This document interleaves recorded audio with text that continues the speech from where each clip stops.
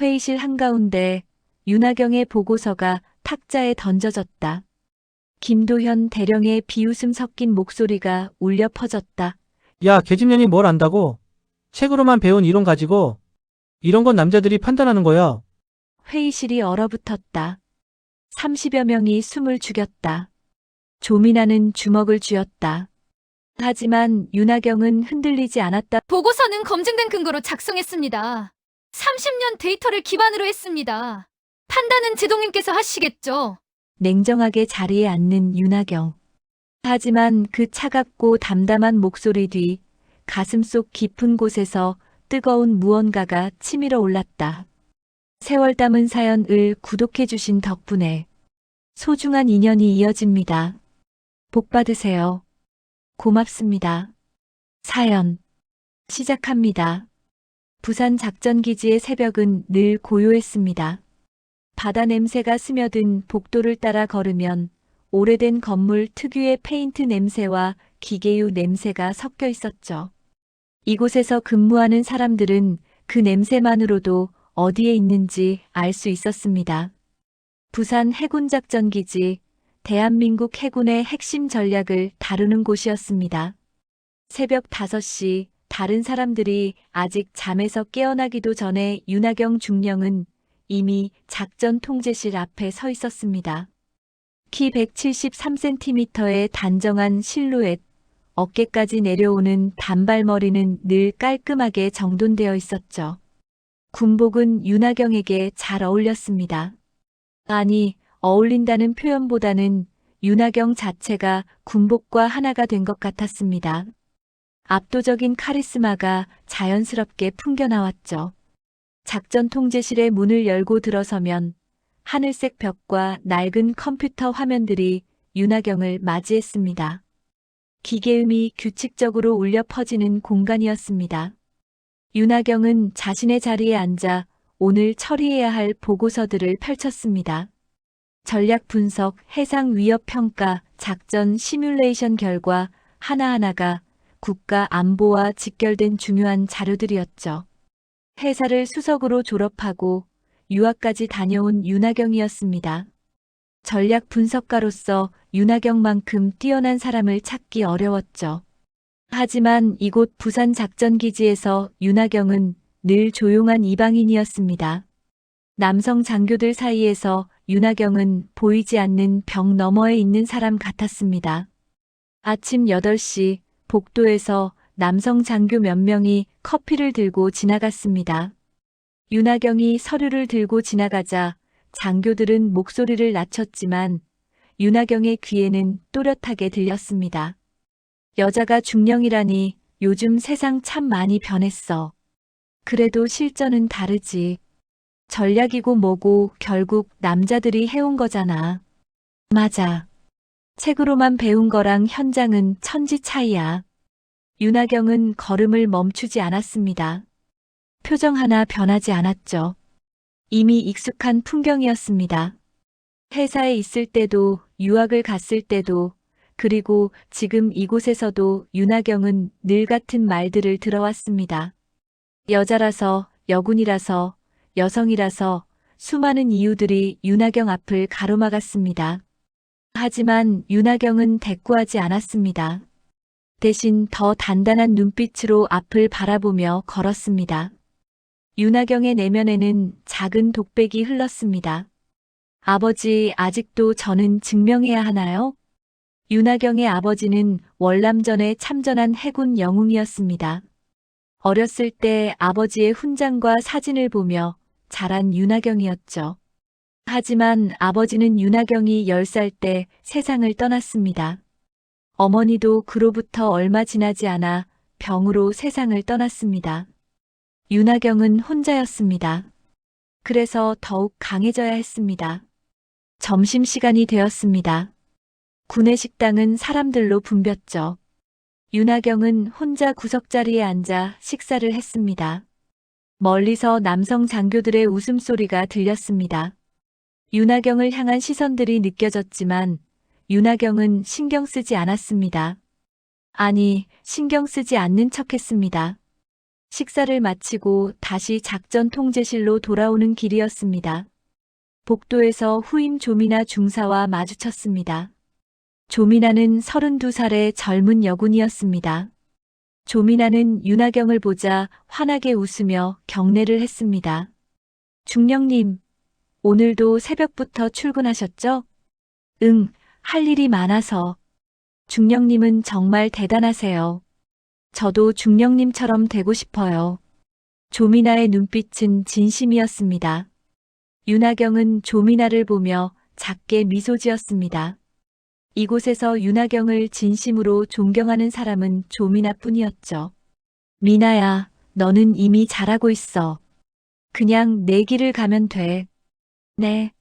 중령님 본받아서 열심히 하겠습니다. 조미나는 다시 한번 경례를 하고 자신의 업무로 돌아갔습니다. 윤하경은 조미나의 뒷모습을 보며 생각했습니다. 저 아이에게만큼은 더 나은 환경을 만들어주고 싶다고.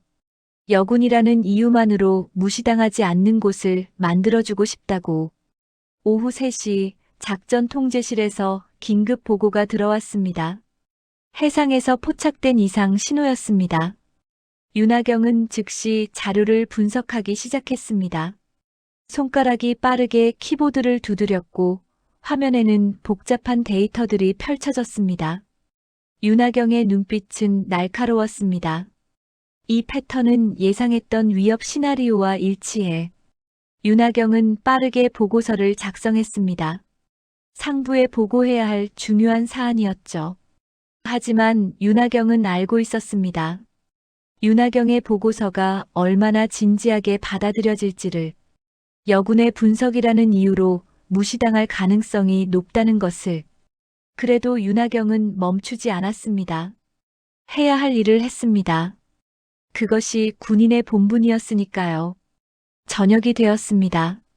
부산 바다 위로 석양이 지고 있었습니다. 윤하경은 창밖을 바라보며 아버지를 떠올렸습니다. 아버지라면 지금 무슨 말을 했을까?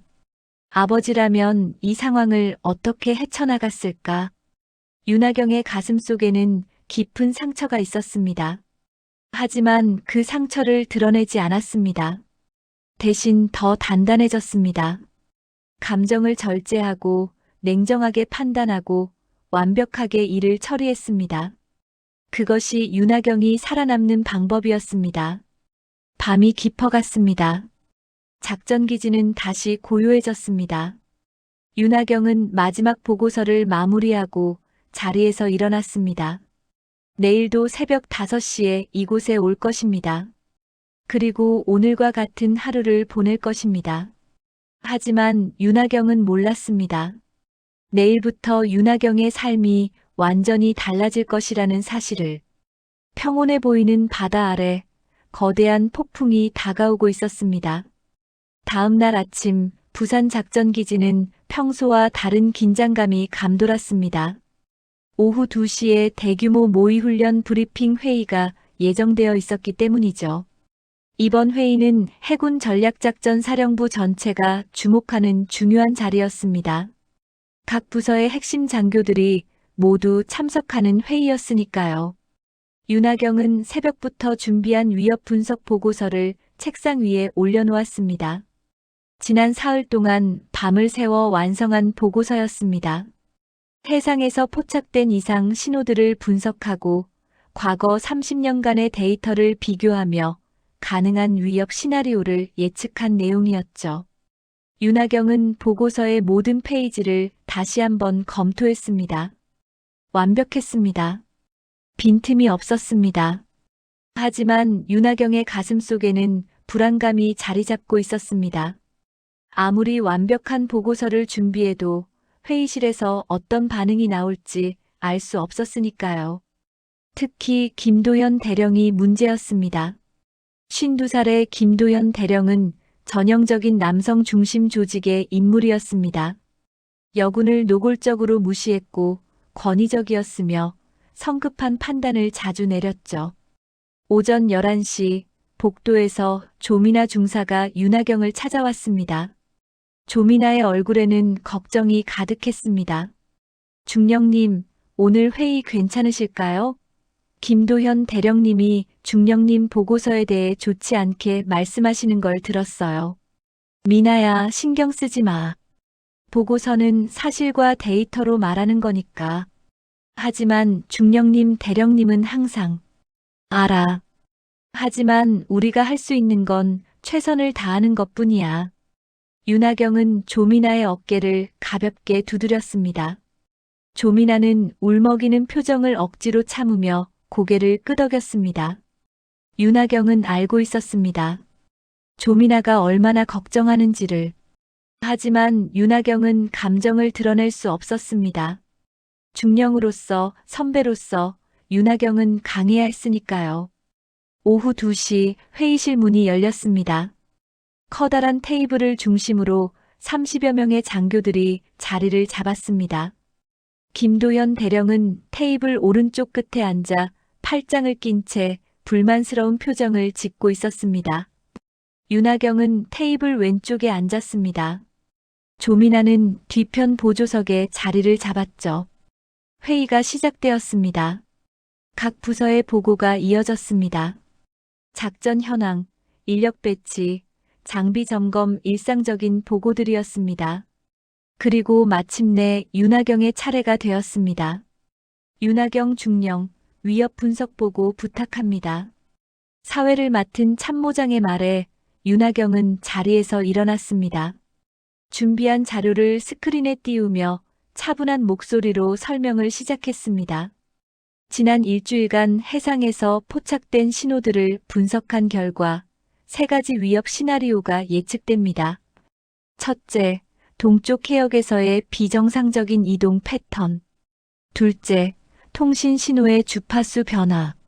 셋째, 과거 유사 사례와의 패턴 일치도가 87%에 달한다는 점입니다. 윤하경의 설명은 명확했습니다. 데이터는 정확했고 논리는 탄탄했습니다.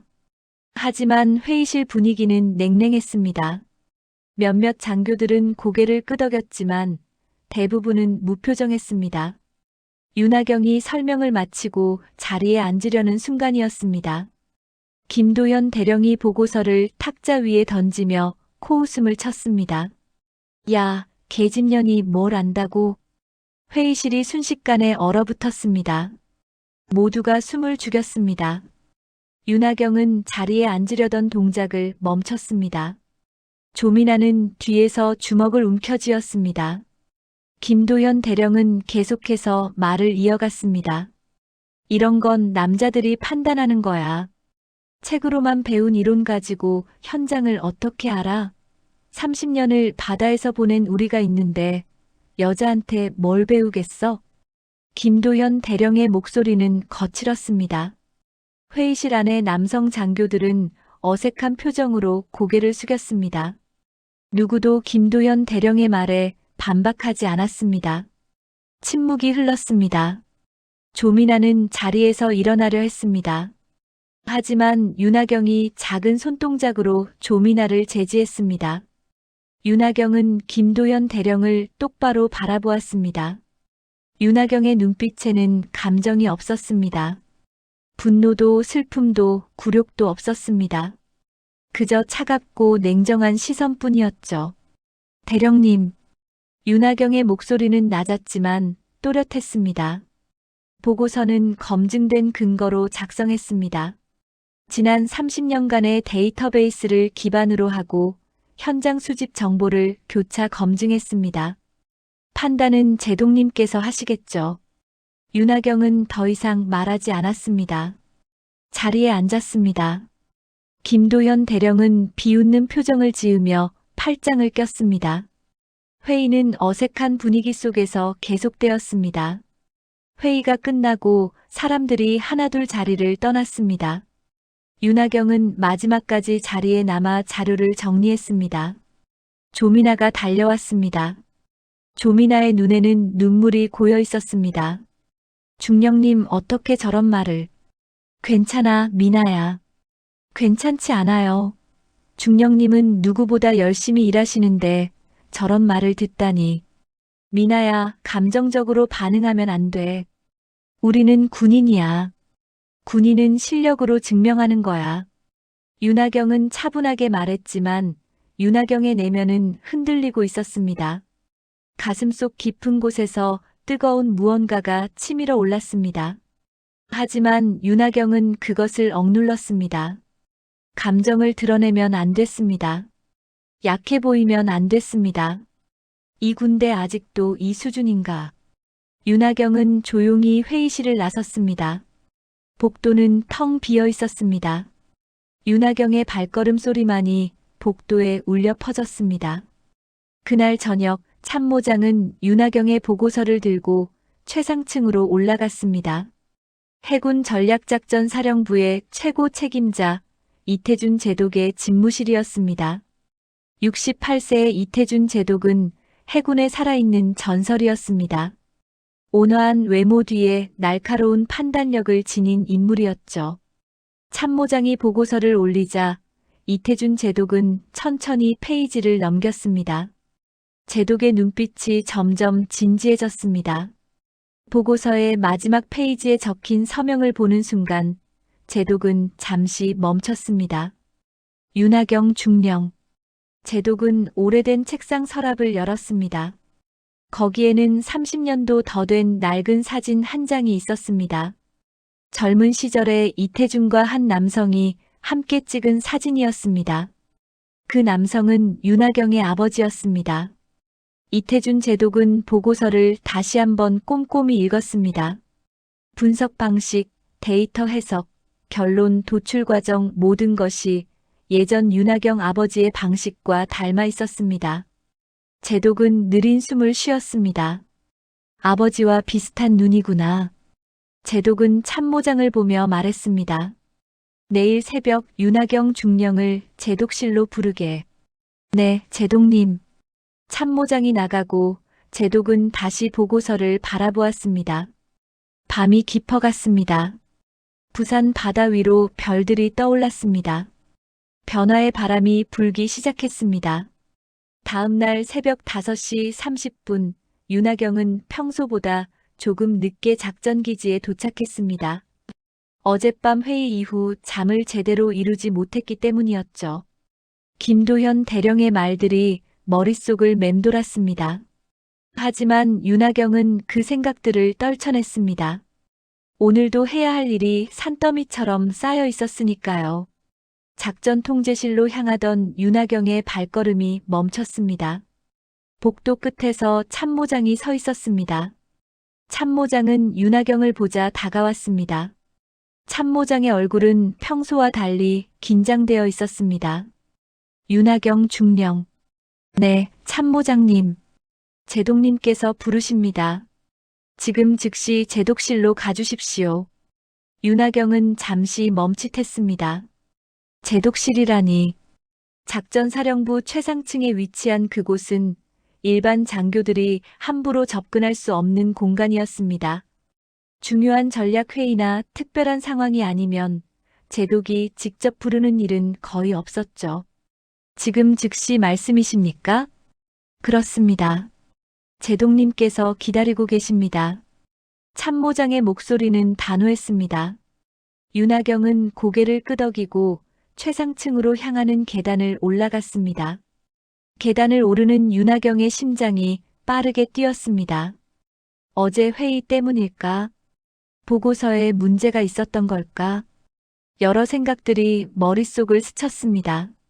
최상층 복도는 아래층과는 분위기가 완전히 달랐습니다. 고요했고 엄숙했으며 긴장감이 흘렀습니다. 제독실 앞에는 경비병 2명이 서 있었습니다. 윤하경이 다가가자 경비병들이 경례를 했고 문을 열어주었습니다. 윤하경 중령님 들어가십시오. 윤하경은 문을 열고 안으로 들어갔습니다. 넓은 집무실 안에는 커다란 책상이 있었고 벽면에는 오래된 해도와 사진들이 걸려 있었습니다. 창가에는 이태준 제독이 서서 밖을 바라보고 있었습니다. 새벽 바다 위로 햇살이 조금씩 퍼지고 있었습니다. 제독님, 윤하경 중령 입실했습니다. 윤하경은 차렷 자세로 경례를 했습니다. 이태준 제독은 천천히 몸을 돌렸습니다. 68세의 나이에도 제독의 눈빛은 여전히 날카로웠습니다. 제독은 윤하경을 한참 동안 바라보았습니다. 편하게 하게. 네, 제독님. 제독은 책상으로 걸어가 오래된 서랍을 열었습니다. 그 안에서 낡은 지도 한 장을 꺼냈습니다. 지도는 누렇게 변색되어 있었고 곳곳에 펜으로 그린 표시들이 가득했습니다. 제독은 그 지도를 책상 위에 펼쳤습니다. 이걸 보게. 윤하경은 조심스럽게 다가가 지도를 살펴보았습니다. 지도에는 해상 경로와 위협 지점들이 세밀하게 표시되어 있었습니다. 분석 방식이 낯익었습니다. 윤하경이 어제 제출한 보고서와 비슷한 구조였습니다. 이 보고서 내 아비가 1989년에 처음 만든 분석 트릴세. 윤하경의 눈이 커졌습니다. 손이 떨렸습니다. 아버지라니. 1989년이라면 윤하경이 태어나기도 전이었습니다. 윤하경은 지도를 더욱 자세히 들여다보았습니다. 오른쪽 하단에 작은 서명이 있었습니다. 아버지의 이름이었습니다. 아버지가 이걸. 자네 아버지 윤태식 중령은 내 전우였네. 월남전에서 함께 싸웠고 이후에도 함께 일했지. 그는 천재적인 전략 분석가였어. 자네 보고서를 보는 순간 알았네. 자네가 그 사람의 딸이라는 걸. 윤하경의 가슴이 뜨거워졌습니다. 아버지에 대해 아는 것이 많지 않았습니다. 아버지는 윤하경이 어렸을 때 세상을 떠났고 군 관련 자료들은 대부분 기밀이어서 접근할 수 없었습니다. 그런데 지금 제독이 아버지에 대해 말하고 있었습니다. 자네가 해사를 수석으로 졸업했을 때부터 지켜봤네. 유학을 다녀왔을 때도, 이곳에 배치되었을 때도 일부러 냉정하게 지켜봤어. 자네가 얼마나 강한지, 얼마나 실력이 있는지 확인하고 싶었거든. 제독은 다시 서랍을 열어 두꺼운 파일을 꺼냈습니다. 파일 표지에는 특급 기밀이라는 도장이 찍혀 있었습니다. 어제 자네가 제출한 보고서 정확했네. 자네 분석대로 해상에서 위협 신호가 포착되고 있어. 이건 단순한 모의 훈련이 아니야. 실제 작전일세. 윤하경은 숨을 멈췄습니다. 실제 작전이라니. 윤하경이 예측한 시나리오가 현실이 되고 있다는 뜻이었습니다. 오늘부로 이 작전의 최종 결재권자는 중령, 자네야. 네. 제독님, 그건. 자네가 가장 이 상황을 잘 이해하고 있어. 자네 아버지의 분석 방식을 계승한 사람은 자네뿐이야. 내가 믿는 건 계급이 아니라 실력일세. 그 순간 제독실 문이 조심스럽게 열렸습니다. 조민아 중사가 서류를 들고 들어왔습니다. 조민아는 윤하경과 제독을 번갈아 보며 얼어붙었습니다. 조민아는 윤하경이 제독실에 있을 거라고는 상상도 못했습니다. 조민아 중사, 자네도 잘 왔네. 오늘부터 윤하경 중령을 보좌하게. 이 작전은 극비야. 자네도 팀에 합류하는 거야. 네. 저도요? 조민아는 당황한 표호로 윤하경을 바라보았습니다. 윤하경도 혼란스러웠습니다. 모든 것이 너무 갑작스러웠습니다. 어제까지만 해도 윤하경은 무시당하는 중령이었습니다. 그런데 오늘 아침 윤하경은 중요 작전의 책임자가 되었습니다. 자, 이제 시작일세. 윤하경 중령, 자네가 이끌게. 제독은 윤하경의 어깨를 가볍게 두드렸습니다. 윤하경은 고개를 끄덕였습니다. 떨림을 억눌렀습니다. 이제 돌아갈 수 없었습니다. 윤하경의 일상은 완전히 뒤집혔습니다. 제독실을 나서는 순간 복도에서 몇몇 남성 장교들과 마주쳤습니다. 장교들은 윤하경이 제독실에서 나오는 것을 보고 놀란 표정을 지었습니다. 윤하경은 당당하게 걸어 내려갔습니다. 조민아가 뒤따랐습니다. 소문은 빠르게 퍼졌습니다. 윤하경 중령이 제독에게 직접 호출되었다는 것. 특별한 작전을 맡게 되었다는 것. 점심시간이 되자 부산 작전기지 전체가 술렁였습니다. 특히 남성 장교들 사이에서는 충격과 의아함이 퍼졌습니다. 윤하경 중령이 제독실에 다녀왔다던데 무슨 일이래? 여군이 특별작전을 맡는다는 소문도 있어. 말도 안 돼. 우리보다 경험도 적은데. 윤하경은 그 소문들을 듣지 않았습니다. 아니, 들었지만 신경 쓰지 않았습니다. 지금 윤하경에게는 더 중요한 일이 있었습니다. 아버지가 시작한 일을 윤하경이 이어가야 했습니다. 그것이 윤하경의 운명이었습니다. 그날 오후부터 부산 작전기지의 분위기는 싸늘하게 변했습니다. 윤하경이 특별작전의 책임자로 임명되었다는 소식이 공식적으로 발표되자 남성 장교들 사이에서 불만이 터져나왔습니다. 회의실에서, 복도에서, 식당에서, 도처에서 수군거리는 소리가 들렸습니다. 여자가 결재권자라니 말이나 돼? 30년을 군에 있은 사람들도 많은데 고작 몇 년 된 중령이. 제동님이 무슨 생각이신지 모르겠어. 윤하경은 새로 배정받은 작전실에서 자료들을 검토하고 있었습니다. 책상 위에는 두꺼운 파일들이 쌓여 있었고 컴퓨터 화면에는 복잡한 데이터들이 펼쳐져 있었습니다. 조민아는 옆에서 윤하경을 도우며 서류들을 정리했습니다. 중령님, 각 부서에 자료 요청 공문을 보냈습니다. 고마워, 미나야. 오늘 안으로 받을 수 있겠지? 그런데 중령님. 조민아의 목소리가 작아졌습니다. 조민아의 표정이 어두워졌습니다. 왜 그래? 아까 복도에서 대령님들이 얘기하시는 걸 들었는데 자료 제출을 늦추라는 얘기가 있었어요. 윤하경의 손이 멈췄습니다. 예상했던 일이었습니다.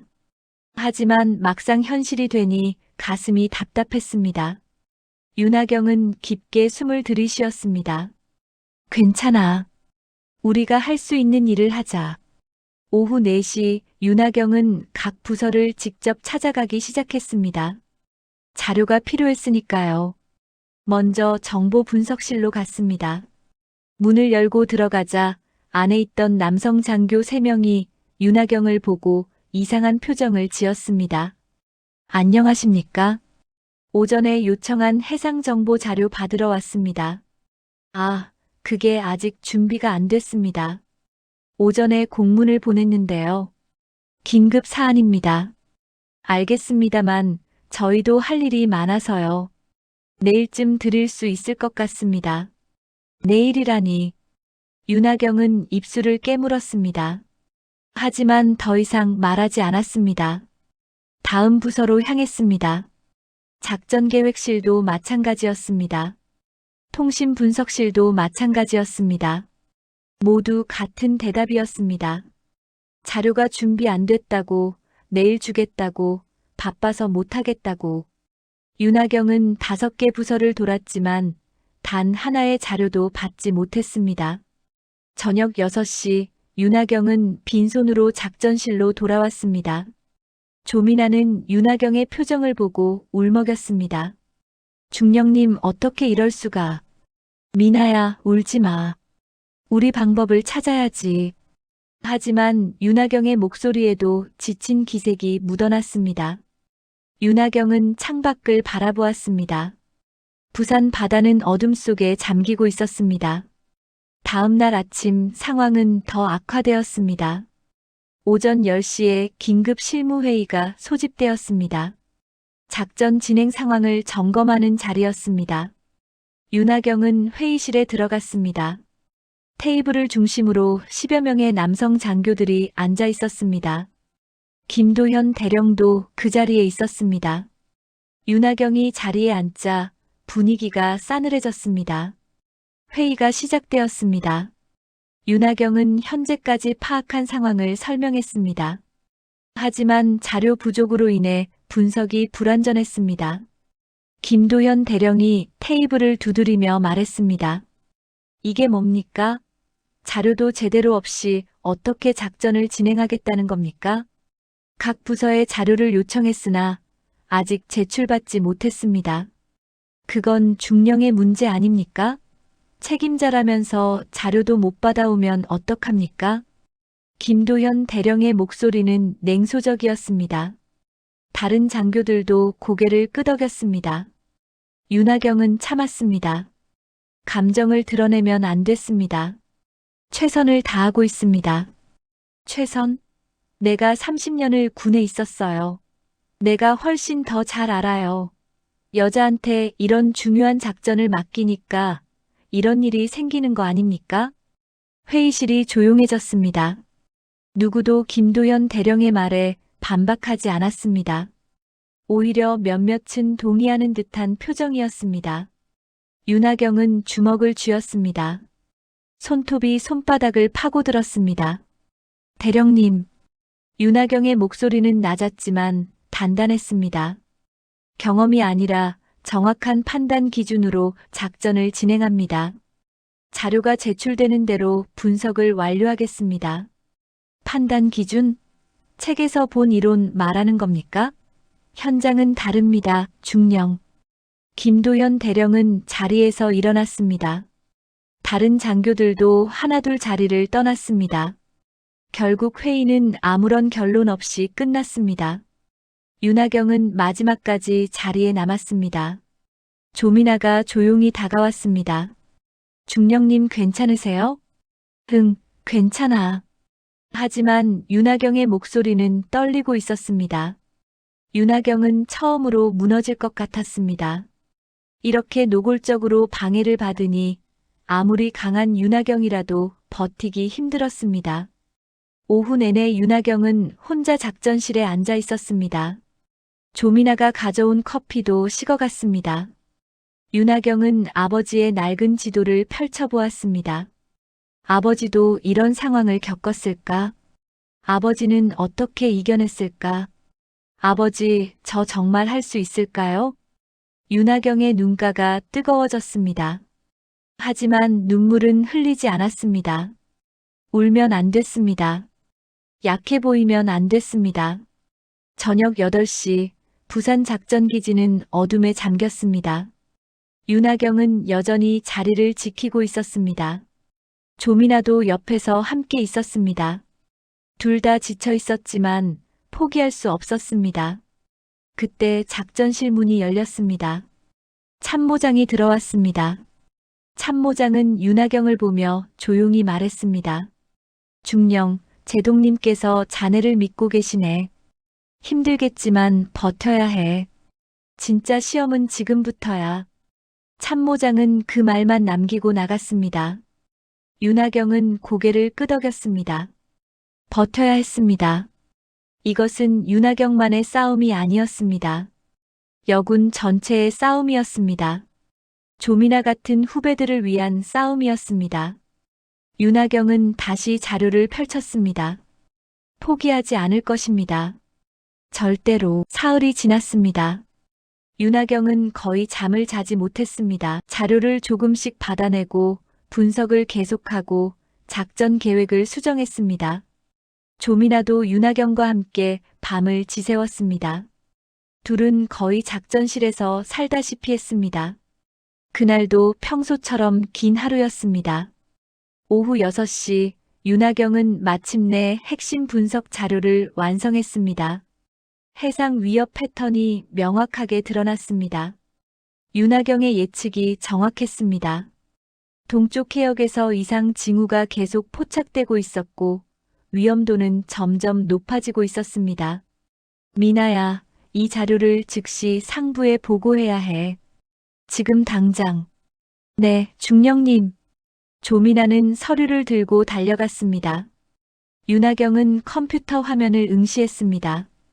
빨간색 경고 신호들이 화면 곳곳에 떠 있었습니다. 심상치 않았습니다. 윤하경의 직감이 말하고 있었습니다. 곧 큰일이 벌어질 거라고. 저녁 9시 윤하경은 간단히 식사를 마치고 다시 작전실로 돌아왔습니다. 조민아도 함께였습니다. 둘은 모니터를 주시하며 상황을 계속 추적했습니다. 밤 11시 갑자기 경보음이 울렸습니다. 윤하경의 심장이 멈추는 듯 했습니다. 화면에 긴급 메시지가 떴습니다. 실제 해상에서 위험 신호가 포착되었다는 내용이었습니다. 윤하경이 예측했던 바로 그 상황이었습니다. 미나야, 즉시 상황실에 연락해. 네. 조미나가 전화기를 들었습니다. 하지만 이상했습니다. 전화가 연결되지 않았습니다. 조미나는 당황한 표정으로 윤하경을 바라보았습니다. 중령님, 상황실 연락이 안 돼요. 뭐? 다시 해봐. 조미나는 여러 번 시도했지만 소용없었습니다. 윤하경은 직접 복도로 뛰어나갔습니다. 상황실로 가는 복도는 이상하게 조용했습니다.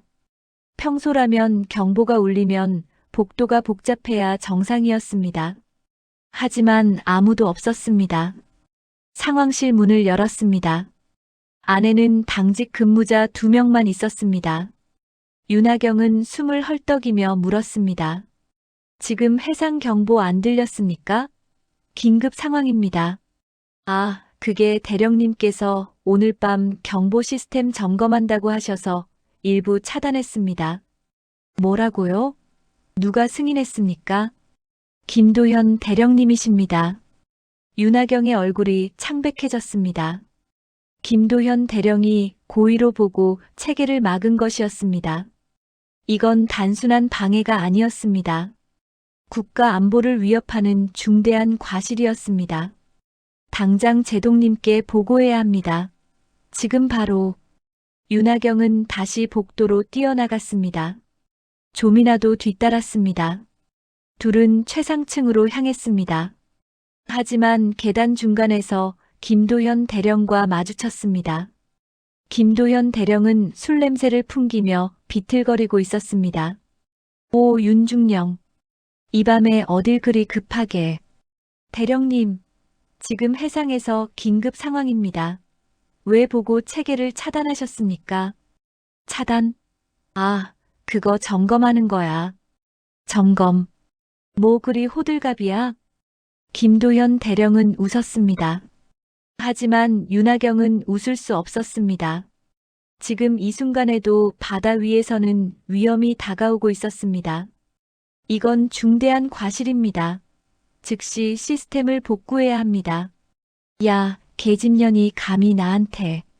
그 순간 더 큰 경보음이 울렸습니다. 건물 전체가 울렸습니다. 이번에는 차단할 수 없는 최고 등급 경보였습니다. 부산 작전기지 전체가 비상 상태에 돌입했습니다. 복도에 사람들이 우르르 몰려 나왔습니다. 남성 장교들이 급하게 상황실로 달려갔습니다. 김도현 대령의 얼굴이 하얗게 변했습니다. 윤하경은 최상층으로 계속 뛰어 올라갔습니다. 제독실 문을 두드렸습니다. 이태준 제독이 나왔습니다. 제독의 표정은 심각했습니다. 중령, 무슨 일인가? 제독님, 해상에서 위험 신호 포착되었습니다. 하지만 보고 체계가 마비되어 있었습니다. 김도현 대령이 시스템을 차단했습니다. 제독의 눈빛이 차갑게 변했습니다. 지금 상황실로 가자. 당장. 제독과 윤하경은 급하게 상황실로 향했습니다. 상황실은 이미 사람들로 가득했습니다. 화면에는 빨간 경고등이 계속 깜빡이고 있었습니다. 해상의 위협이 점점 가까워지고 있었습니다. 지금 어떤 상황입니까? 제독의 목소리가 상황실에 울렸습니다. 담당 장교가 급하게 보고했습니다. 제독님, 동쪽 해역에서 정체불명 신호 포착되었습니다.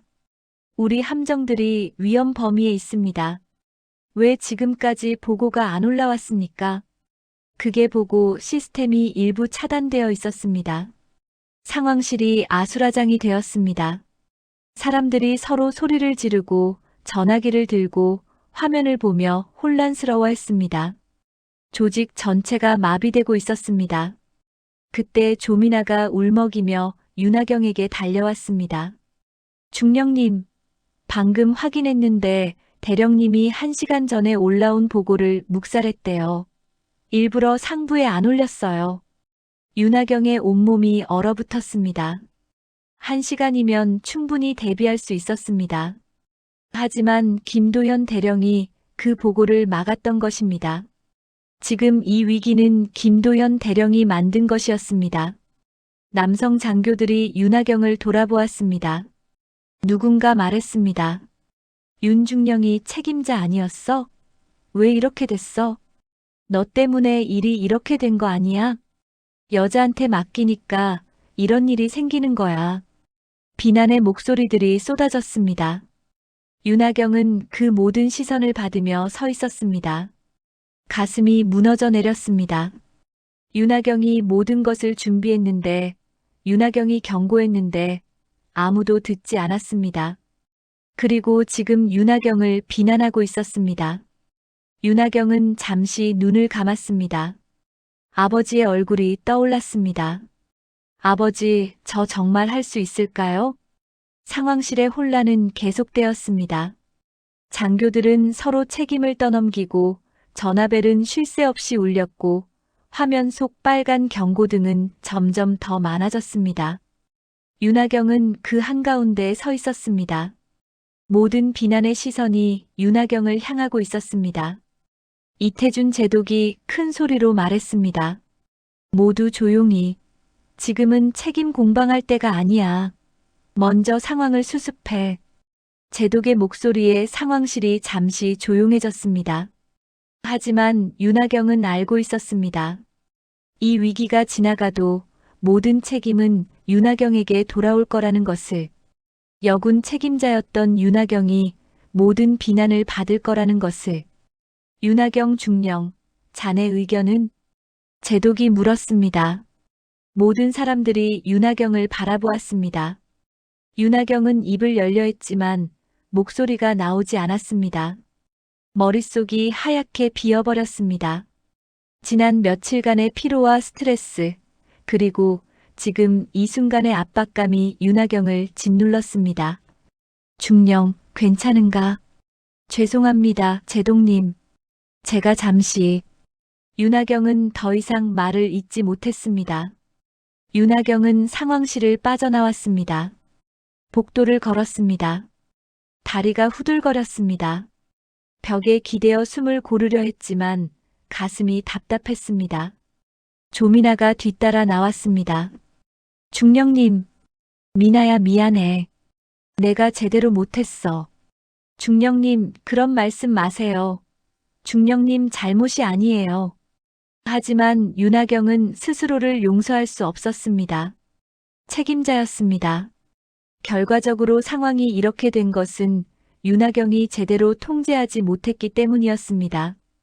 윤하경은 무너지고 있었습니다. 미나야, 나 혼자 좀 있고 싶어. 작전실로 먼저 가 있어. 하지만 중령님, 부탁이야. 조민아는 눈물을 참으며 고개를 끄덕였습니다. 조민아가 떠나고 윤하경은 혼자 복도에 남았습니다. 윤하경은 천천히 작전실로 향했습니다. 문을 열고 들어가자 어둠 속에 책상과 의자만 보였습니다. 윤하경은 의자에 주저앉았습니다. 책상 위에는 지난 며칠간 작업했던 자료들이 쌓여 있었습니다. 윤하경의 모든 노력이 담긴 자료들이었습니다. 하지만 지금은 아무 소용이 없었습니다. 윤하경은 책상 서랍을 열었습니다. 그 안에는 이태준 제독이 며칠 전 건네준 아버지의 물건들이 있었습니다. 낡은 지도, 오래된 사진, 그리고 작은 수첩 하나.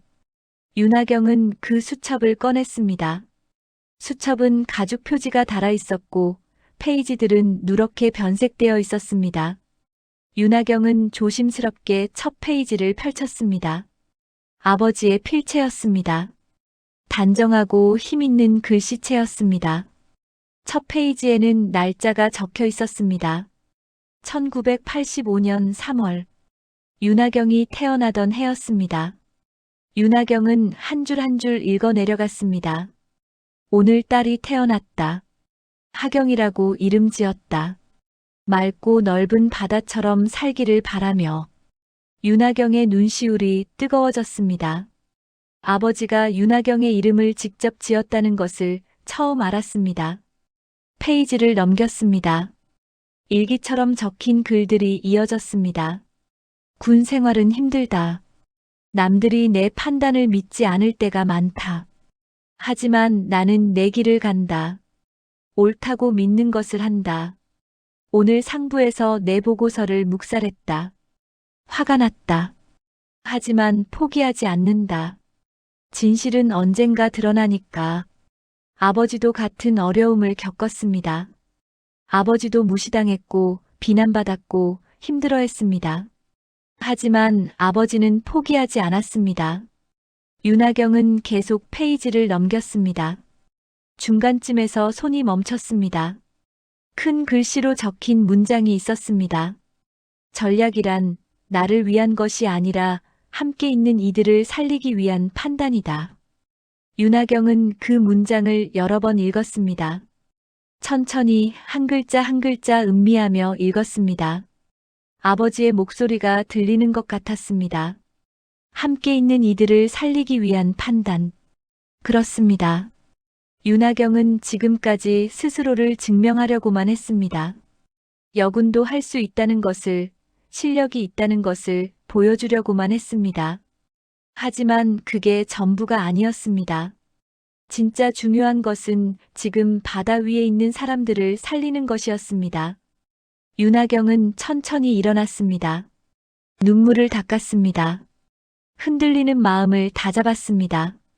윤하경은 컴퓨터를 켰습니다. 화면이 밝아지며 데이터들이 떠올랐습니다. 윤하경은 다시 자료들을 펼쳤습니다.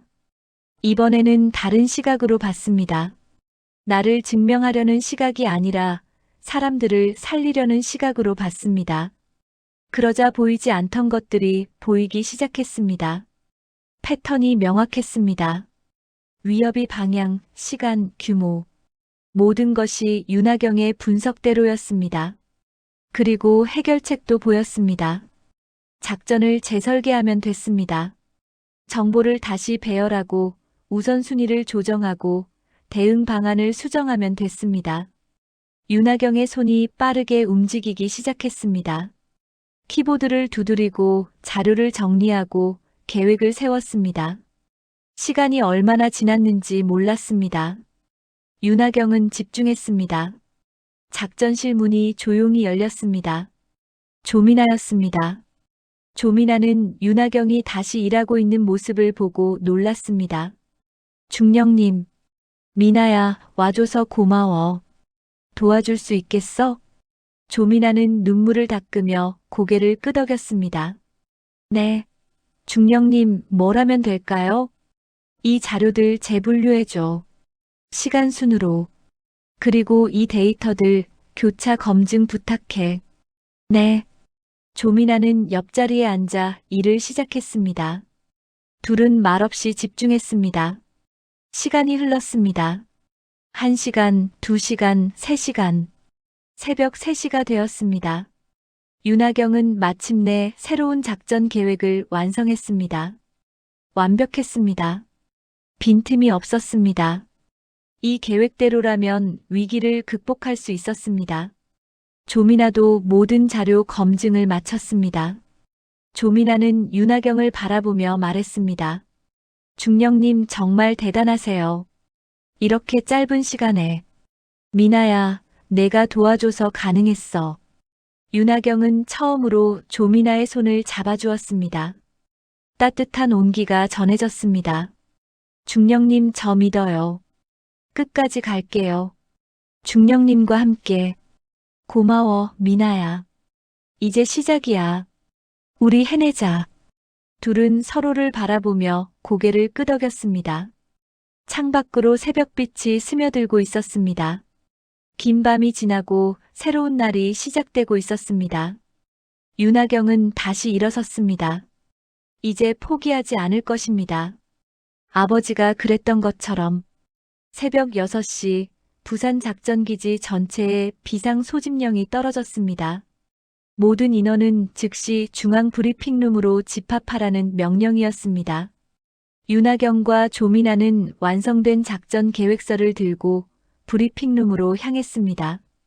브리핑룸은 이미 100여 명의 장교들과 부사관들로 가득했습니다. 모두 긴장한 표정이었습니다. 윤하경이 들어서자 웅성거리는 소리가 들렸습니다. 김도현 대령도 앞쪽에 앉아 팔짱을 끼고 있었습니다. 이태준 제독이 들어왔습니다. 모두가 경례했습니다. 제독은 연단으로 걸어가며 말했습니다. 지금 우리는 중대한 위기에 직면해 있네. 해상 위협은 실제이고 우리 함정들이 위험에 처해 있어. 어젯밤 상황실의 혼란은 용납할 수 없었네. 제독은 윤하경을 바라보았습니다. 윤하경 중령 나와서 설명하게. 윤하경은 연단으로 걸어갔습니다. 100여 명의 시선이 쏠렸습니다. 하지만 윤하경은 흔들리지 않았습니다. 현재 상황을 분석한 결과 위협의 패턴이 명확합니다. 윤하경은 화면에 자료를 띄우며 차분하게 설명했습니다. 데이터를 보여주고 분석 결과를 제시하고 해결 방안을 설명했습니다. 논리적이고 설득력 있는 설명이었습니다. 작전을 재설계했습니다. 함정 배치를 수정하고 대응 시간을 단축했습니다. 이 계획대로라면 위기를 극복할 수 있습니다. 설명이 끝나자 브리핑룸은 조용했습니다. 그때 김도현 대령이 벌떡 일어났습니다. 제독님, 이건 말이 안 됩니다. 김도현 대령의 목소리가 울렸습니다. 어제 상황이 이렇게 된 건 윤중령 책임입니다. 또 맡기겠다는 겁니까? 대령, 자네 말은 나중에 듣겠네. 아닙니다. 여자한테 이런 중요한 작전을 맡기면 안 됩니다. 30년 경험이 있는 저 같은 사람이 해야 합니다. 김도현 대령의 얼굴은 붉게 상기되었습니다. 브리핑룸이 웅성거렸습니다. 이태준 제독의 눈빛이 차갑게 변했습니다. 김도현 대령, 자네가 어젯밤 보고 체계를 차단한 것 알고 있네. 브리핑룸이 얼어붙었습니다. 김도현 대령의 얼굴이 창백해졌습니다. 그건 시스템 점검이었습니다. 긴급 상황에서 승인도 없이 보고 체계를 차단하는 게 점검인가? 1시간 전 중요 보고를 묵살한 것도 점검인가? 김도현 대령은 말문이 막혔습니다. 자네는 윤하경 중령을 방해하기 위해 고의로 시스템을 차단했네. 자료 제출을 늦추고 보고를 막고 조직을 혼란스럽게 만들었어. 이게 30년 경험자가 할 짓인가? 브리핑룸 전체가 충격에 빠졌습니다. 자네는 군 법정에 회부될 것이네. 제독은 사람들을 향해 말했습니다. 이 작전의 책임자는 윤하경 중령이네. 모두 따르도록. 김도현 대령이 분노에 찬 목소리로 외쳤습니다. 왜 여자를 믿습니까? 이태준 제독은 조용히 하지만 또렷하게 말했습니다. 그녀가 자네가 실패로 덮어버린 89년 사건의 유일한 생존자 딸이기 때문이네. 브리핑룸 전체가 숨을 멈췄습니다. 김도현 대령이 주저앉았습니다. 1989년 윤태식 중령이 위협을 경고했네. 하지만 당시 작전 책임자 김도현 소령은 무시했어. 윤태식 중령은 동료들을 구하려다 목숨을 잃었지. 그리고 김 대령은 그 사건을 덮었어. 사람들이 김도현 대령을 바라보았습니다. 30년 동안 숨겨왔던 진실이 드러난 순간이었습니다. 윤하경은 그 자리에 서서 제독의 말을 들었습니다. 가슴이 뜨거워졌습니다. 아버지가 왜 세상을 떠났는지 처음으로 알게 되었습니다. 제독이 윤하경을 바라보며 말했습니다. 윤하경 중령, 자네 아버지는 진정한 군인이었네. 자네도 그 피를 이어받았어. 이제 자네가 증명할 차례야. 윤하경은 사람들을 향해 말했습니다. 사적인 감정은 개입시키지 않습니다. 지금은 생명을 살릴 시간입니다. 작전을 시작합니다. 윤하경의 목소리는 단단했습니다. 윤하경은 작전 계획서에 결제 도장을 단단히 찍었습니다. 그 순간 분위기가 변했습니다. 사람들이 자리에서 일어나 경례했습니다. 더 이상 의심의 눈빛이 아니었습니다. 믿음의 눈빛이었습니다. 작전이 시작되었습니다. 사람들이 각자 위치로 달려갔습니다. 상황실이 다시 가동되었습니다. 모두가 하나가 되어 움직였습니다. 윤하경의 지휘 아래 조직은 정확하게 작동했습니다. 화면 속 빨간 경고등이 하나씩 꺼지기 시작했습니다. 함정들이 안전한 위치로 이동했습니다. 위협이 차단되었습니다. 상황은 안정되어 갔습니다. 윤하경은 상황실 한가운데 서서 모든 것을 지휘했습니다. 차분하고 정확했습니다. 아버지가 그랬던 것처럼 작전은 성공으로 향하고 있었습니다. 이틀이 지났습니다. 해상 위협은 완전히 차단되었고 모든 함정은 안전하게 귀환했습니다. 단 한 명의 인명 피해도 없었습니다. 윤하경의 작전은 완벽한 성공이었습니다. 부산 작전기지는 다시 평온을 되찾았지만 분위기는 완전히 달라져 있었습니다. 오전 10시 부산 작전기지 중앙광장에 전 인원이 집합했습니다. 수백 명의 장교와 부사관들이 줄을 맞춰 정렬했습니다. 햇살이 제복 위로 쏟아졌습니다. 바다에서 불어오는 바람이 상쾌했습니다. 연단 위에 이태준 제독이 올라섰습니다. 제독의 옆에는 윤하경이 서 있었습니다. 조민아도 조금 뒤에 자리했습니다. 사람들은 모두 앞을 향해 차렷 자세를 취했습니다. 제독이 마이크 앞에 섰습니다. 오늘 이 자리는 매우 뜻깊은 자리입니다. 지난 사흘간 우리는 큰 위기를 겪었습니다. 하지만 우리는 그 위기를 극복했습니다. 단 한 명의 희생도 없이 말입니다. 제독의 목소리가 광장 전체에 울렸습니다. 모두가 집중해서 들었습니다. 이번 작전의 성공은 한 사람의 헌신과 실력 덕분입니다. 윤하경 중령, 앞으로 나오십시오. 윤하경은 한 걸음 앞으로 나갔습니다. 햇살이 윤하경의 얼굴을 비쳤습니다. 윤하경의 표정은 차분했지만 눈빛은 빛나고 있었습니다. 윤하경 중령은 이번 작전의 1등 공신입니다. 정확한 분석, 완벽한 계획, 그리고 흔들리지 않는 리더십으로 우리 모두를 이끌었습니다. 이제 윤하경 중령은 우리 해군의 새로운 기준입니다. 제독은 윤하경을 향해 경례했습니다. 그 순간 광장에 있던 모든 사람들이 일제히 경례했습니다. 수백 명의 손이 동시에 올라갔습니다. 남성 장교들도 부사관들도 모두가 윤하경을 향해 경례했습니다. 윤하경은 그 경례를 받으며 가슴이 벅차올랐습니다. 지난 며칠간의 고통, 무시, 비난, 좌절 모든 것이 스쳐 지나갔습니다. 하지만 윤하경은 참았습니다. 지금은 울 때가 아니었습니다. 제독이 다시 말했습니다. 그리고 또 한 사람, 조민아 중사도 이번 작전에서 큰 역할을 했습니다. 중사, 앞으로 나오십시오. 조민아는 놀란 표호로 앞으로 나갔습니다.